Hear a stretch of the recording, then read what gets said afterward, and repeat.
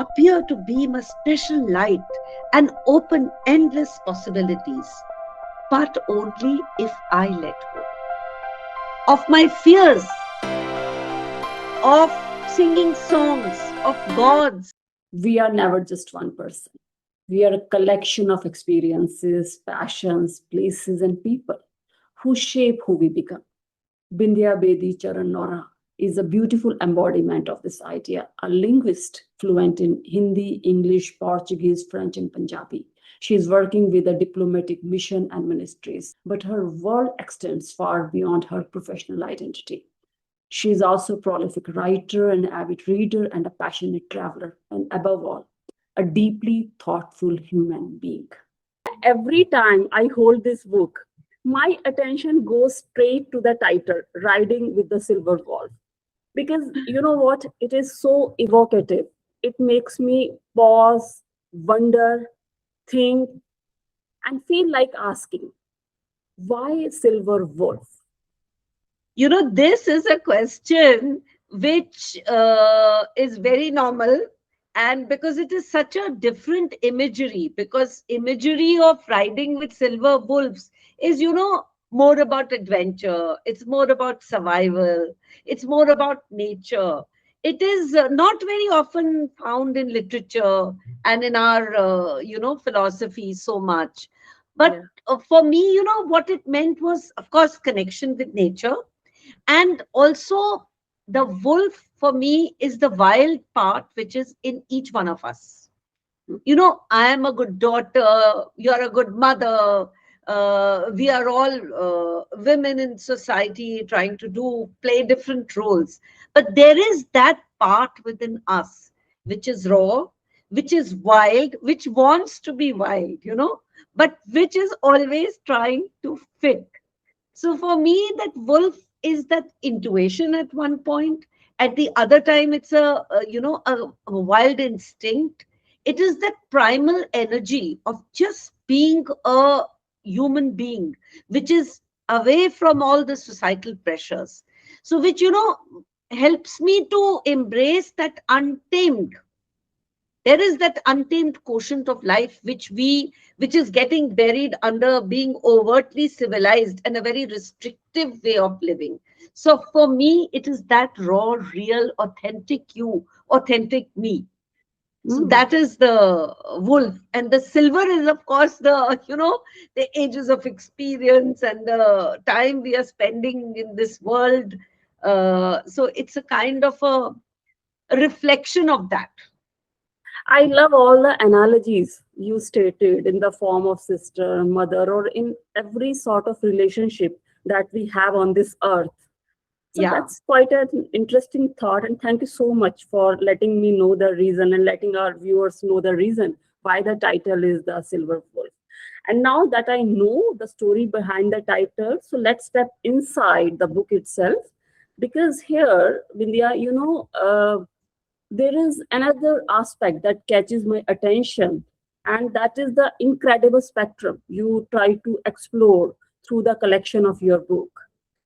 And as your poems, I have seen that your poems move from various relationships, motherhood, to love, to travel, then loss, spirituality. It is kind of an infinite, I would say, infinite spectrum that you have tried to explore through your collection of poems.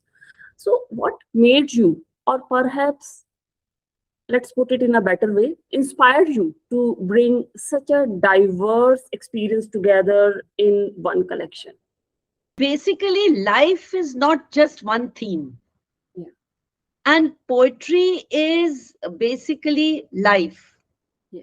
It cannot be, it is joy, it is grief, it is the beginnings of love, it is the endings, there is grief. Then we travel outside, we travel within ourselves, Yeah. we encounter nature, relationships. Then there is, as I'm getting older, that dealing with yourself, that aging, and the constant desire to be youthful around you. So I this is basically a collection of all the different quotients of life. So I cannot, it's the landscape of being human. It's very Yes, difficult to put it in one box. right. But one thing which intrigues me a lot, or it's kind of a, I can say that I'm curious to know that as a writer, do you have any common thread that connects all the poems, or each poem stands on its own?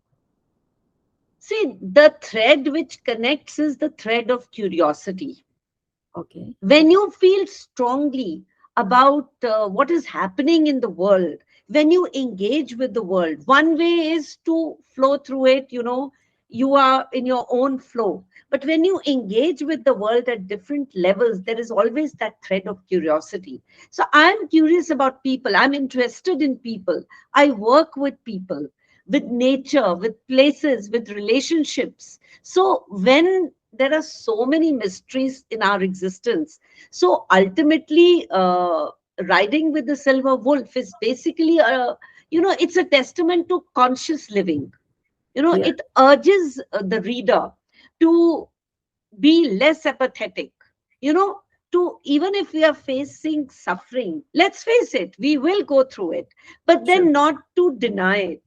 So the Hmm. poems kind of invite, on one hand, stillness, then on the other hand, that reverence for nature, ecological, and also they challenge complacency, and they challenge denial. We cannot deny reality. Hmm. I love this So term, challenge mm, complacency. mm, So I notice another, you can say, kind of a recurrent element that really stood out to me.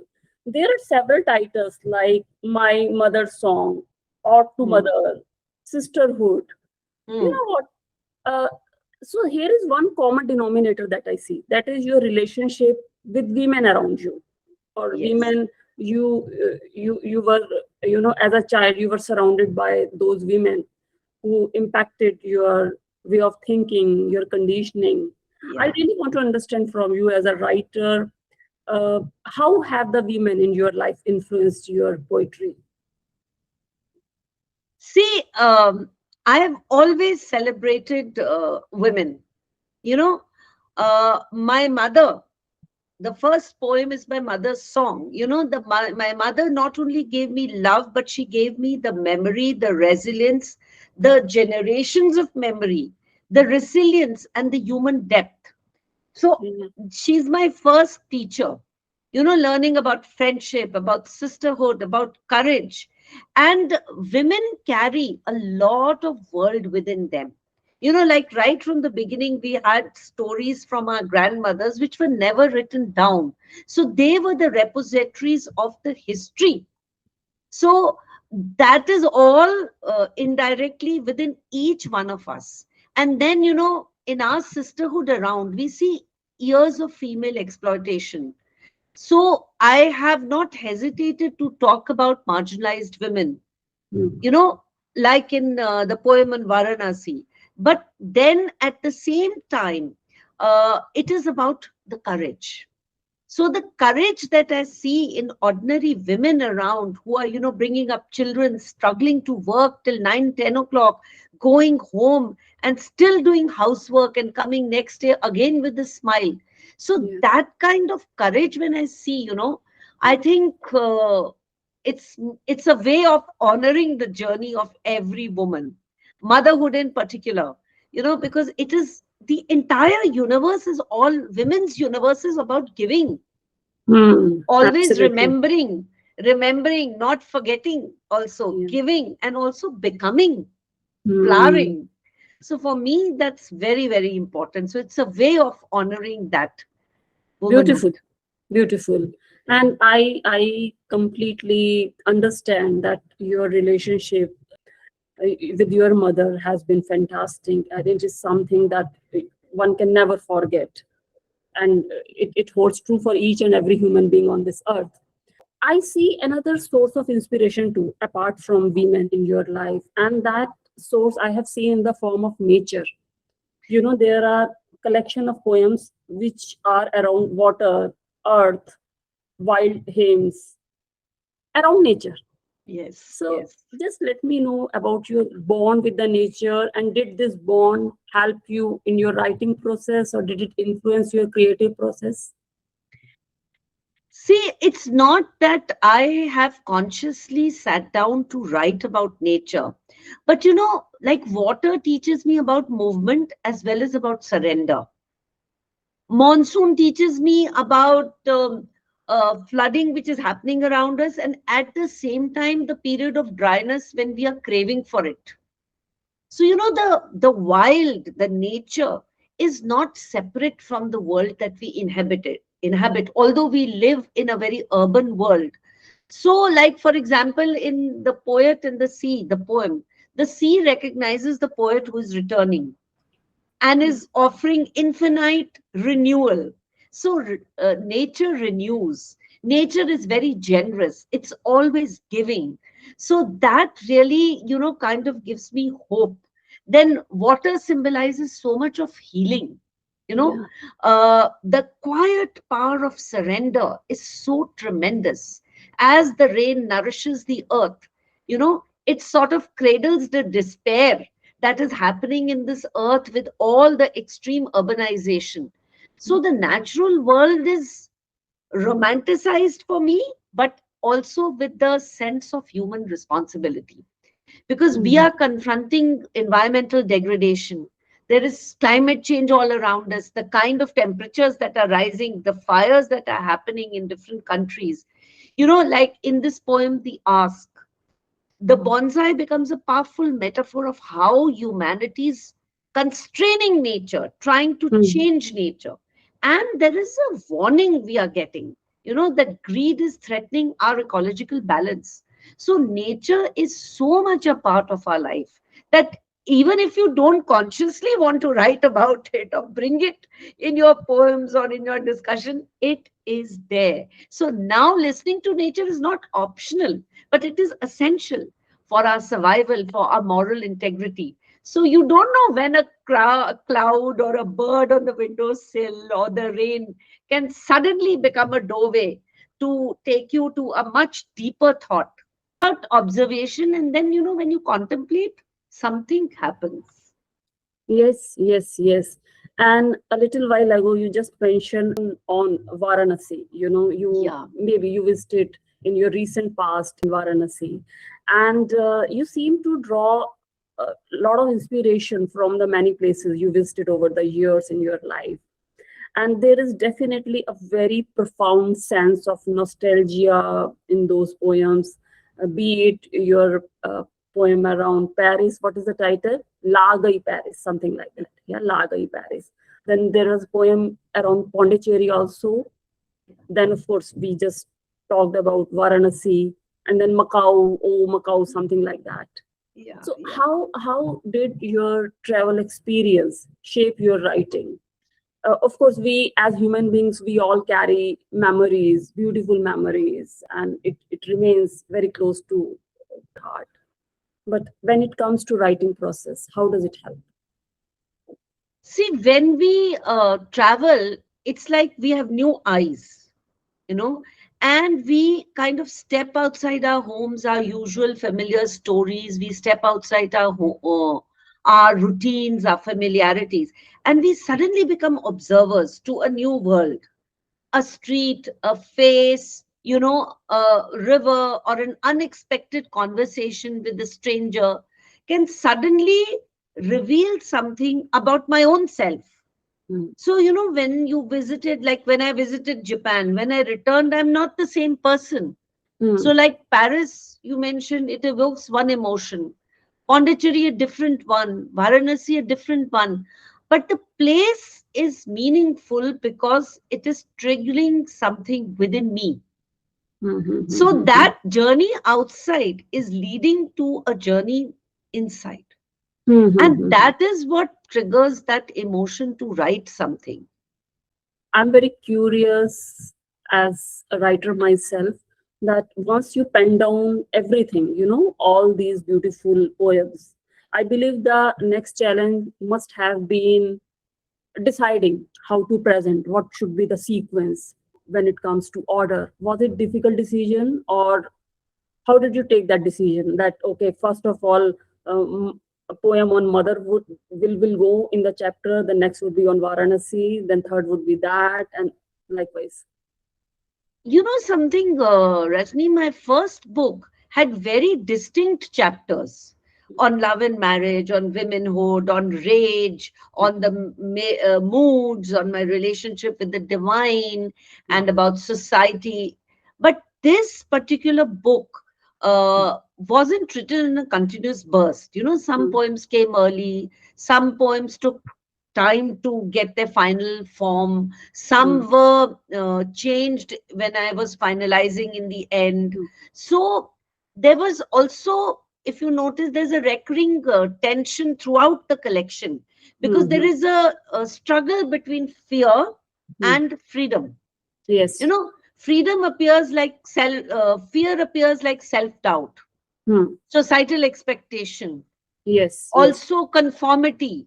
But Mm. that freedom is depicted as a choice. Mm, mm, mm, mm, So, you know, when I, like, for example, I don't know if you remember, there's this poem on meditation of the freedom child.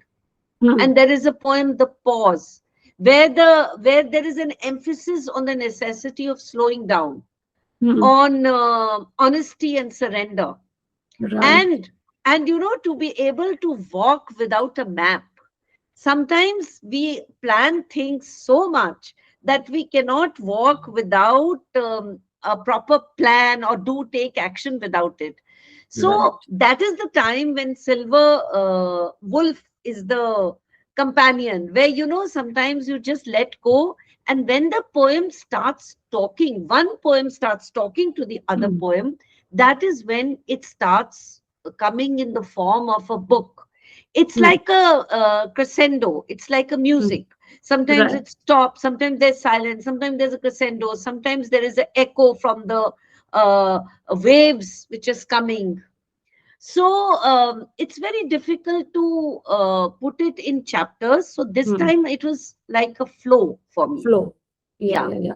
So consciously, you didn't pay much heed to the flow. I mean, whichever way you felt like. I did Yeah. change, because Mm, also, you know, when a book comes in a flow, it mm, also means that it has undergone a lot of mm. work. So it Yes. went into three drafts. Okay. It went Okay. into three drafts. I had a very good publisher. I had a Mm, very good editor, and it mm, went into three drafts. And I'm normally a very project-oriented person. mm, You know, like, I have this date in mind, and I have to do this. It's a very mm, compartment. But for this book, it came out beautifully because it just let go. I mm. let go. If, like, the when it went into the third draft, for some time I didn't look at it. Then I looked at it and finalized. Right, right, So right. by the time, you know, it has its own momentum. Mm. And how long did it take you to complete the book, right from the initial idea to finally getting it published? See, it took more than a year.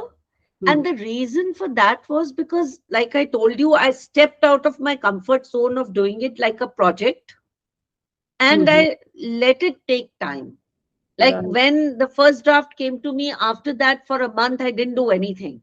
Then I right. started looking at it, started Mhm. understanding. Then, second, also, I did this. So I took it very slow, Okay. because I wanted to feel. Feel it. Yes, Yeah, yes, because that yes. is the thing with poetry. It's not Mm. like history, no? So you Yes. can let it rest, you can let it breathe, you can Yeah. let it flow, and then it speaks to you. So it took more than a year. And Mm. by the end of the third draft, I was determined that now I want to do it, you know, and it was actually came out on my dad's birthday. Okay. Great. Yes. Okay. So on his 85th birthday, I wanted it to be out by that. Yes. Yes. So that was one target which I didn't dilute. But before Lovely. that, a lot of deadlines went by. Yeah, yeah, yeah. This is absolutely fantastic that the day you launch your book in the market that coincided with your dad's birthday. Yeah, And for your yeah, dad as a daughter, I don't think anything can be better than this. It was a beautiful feeling for me because I, kind of with age, with our parents catching up in age, we want to Yes, do whatever we can, you yes, know. yes, Yeah, definitely. yeah, And Bindiya, I have seen that different writers have different process of writing. I yeah. have seen many writers, be it poets or even literature writer, they extensively sink their uh, teeth into the research process. They are so much into the researches before they work on any project. Did you also do any sort of research as part of your writing process? I mean, it could be any sort of research. It could be even related to the publisher, because I guess this is your second or third book. Yes, yes, yes. See, the thing is that when poetry necessarily doesn't begin with research. Hmm. Like other things which I write, like this recent thing which came out, I did a lot of research for that paper, Hmm. which came out on Economic Times recently. But poetry for it is more about observation and more about feeling.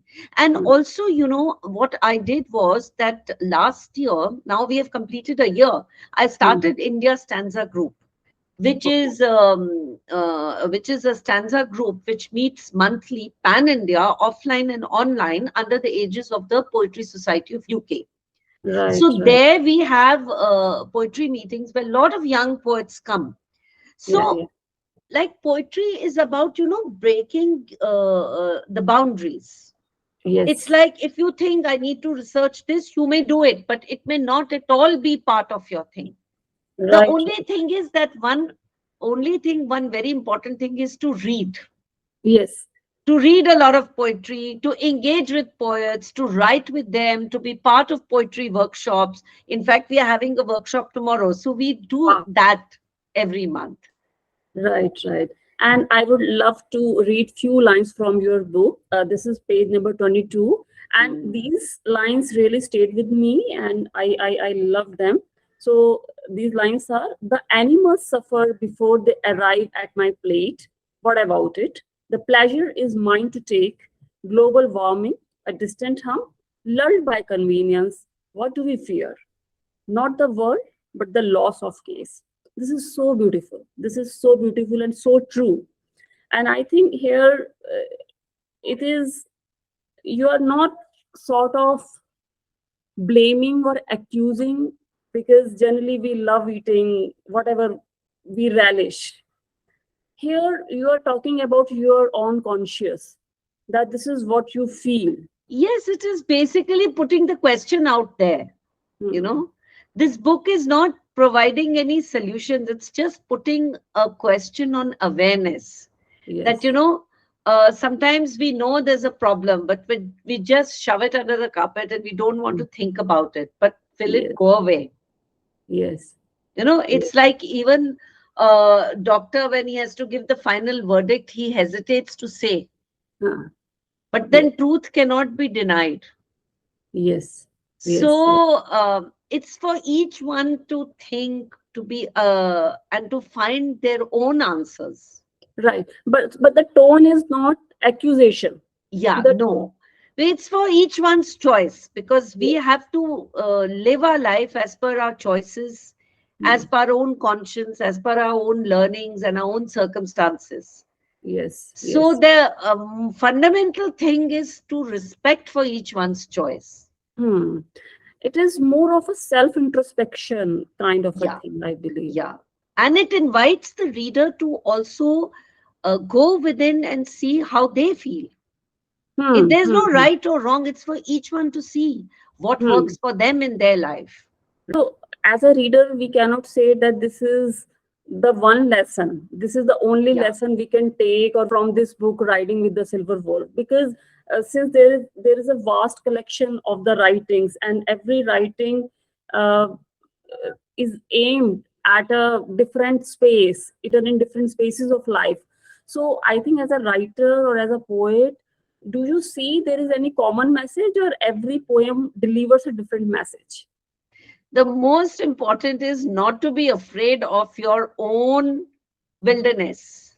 Yeah. Do not, kind of let your authentic, true raw real self be clouded by your societal responsibility. You know, Yes. we women spend so much time, even men, trying Hmm. to fit ourselves into expectations of Hmm. our own notions of Hmm. who one should be. The book to remind that there is wisdom in listening Hmm. to the quieter, instinctive voice Hmm. within. So, to ride with the silver wolf is not an escape from the world, but it's a Hmm. deeper engagement with the world.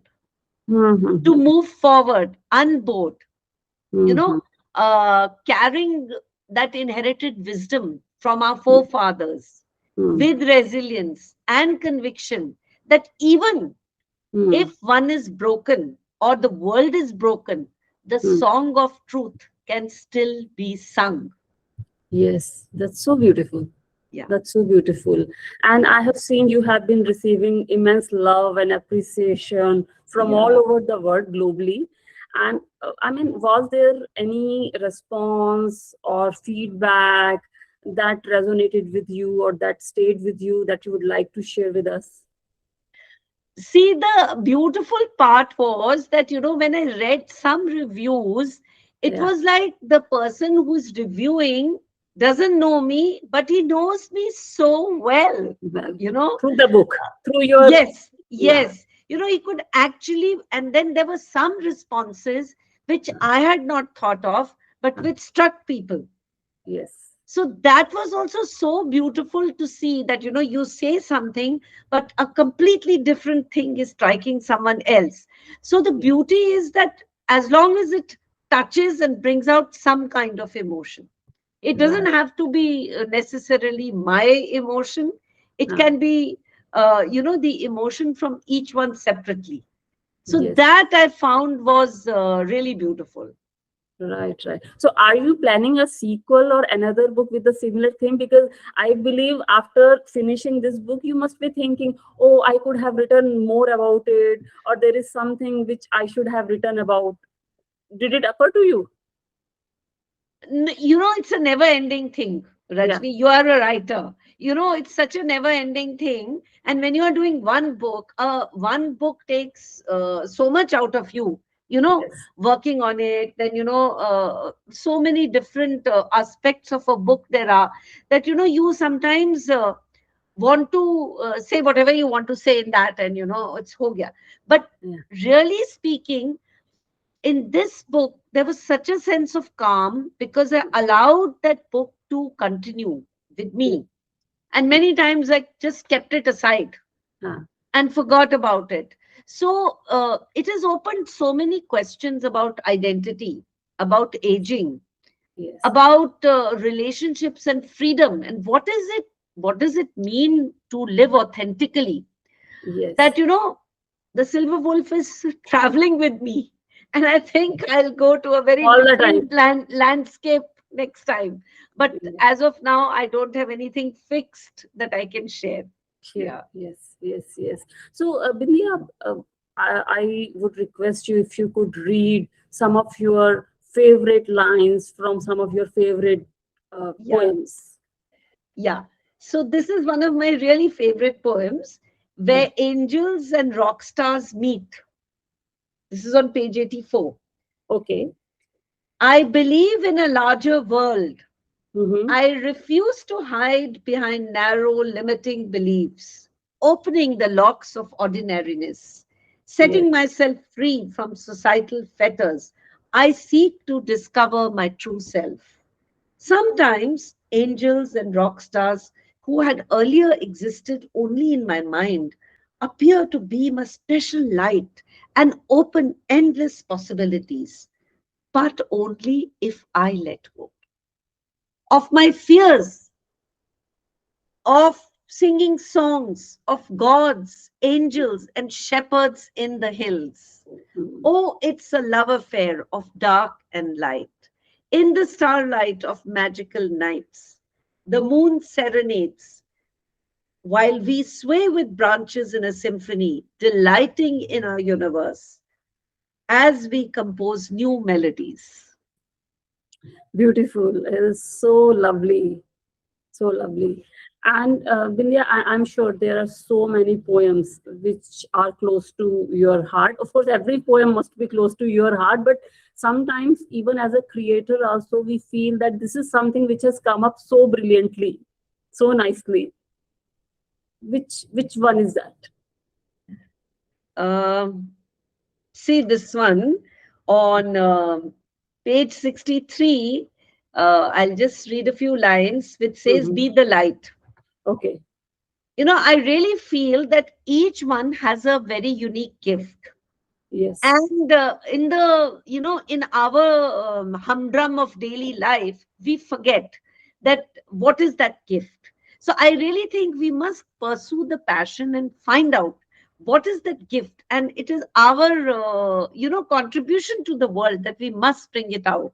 So it says here, "Be the light." The musk deer knows not that it carries a coveted fragrance. Flowering of the unique spirit we carry brings incandescent light to illuminate even on the darkest night, if we believe, only if we believe. So there is a unique hidden gift buried deep. Each one of us can dig out from within. My heart says, make your way through the night of rough uncertainties. Be ready to be overwhelmed by the morning light. It will deepen and delight. And we must wait for the robin to sing a song of love in that chorus of music. You will be the light. So, Yeah, so thought-provoking lines. Hmm? so we have to wait. We have to try. We have to continue to do the best. And we have to wait for that moment when we really understand. Like when our kids are small, they want to learn, like my son learned 5 musical instruments. So Yeah. I said, okay, sometimes he would say this. Then, I said, maybe he'll find something which he really loves. It's like Mm. we have to continue to try till we hit upon that Yeah. passion which we can, share with the world and give joy to the world. Absolutely, absolutely. And I would say that thank you so much for sharing your wonderful journey and the stories behind writing this extremely contemplative, remarkable book. I wish you all the very best for this book and everything you create in the future. Thank you so much, Rajni. It's always such a joy to talk to you. You are so full of life, and you've got so many things that you do that you encourage us in your own special way all the time. Thank you so Thank you much. so much for this Thank